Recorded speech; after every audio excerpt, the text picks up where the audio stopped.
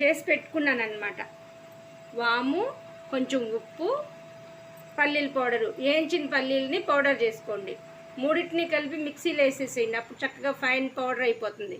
ఆ పౌడర్ని ఇలా స్టఫ్ చేసుకోండి అన్నిటిలో.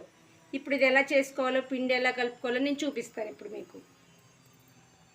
చూడండి, పిండిలో కొంచెం ఉప్పు, కొంచెం తినే సోడా వేసి వాటర్ పోసి పిండి కలుపుకున్నాను.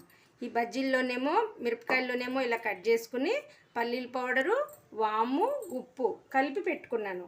ఇప్పుడు దీన్ని చూడండి, నూనె పెట్టుకోండి పక్కన. నూనె పెట్టుకుని ఇదిగోండి నేను ఎలా ముంచి చూస్తున్నాను చూడండి. ఇలా చూసారా, ఇలా ముంచుకోవాలి.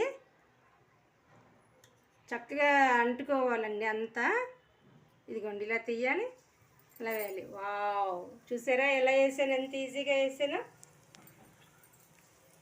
ఇది చూడండి, ఇంకొకటి చూపిస్తాను.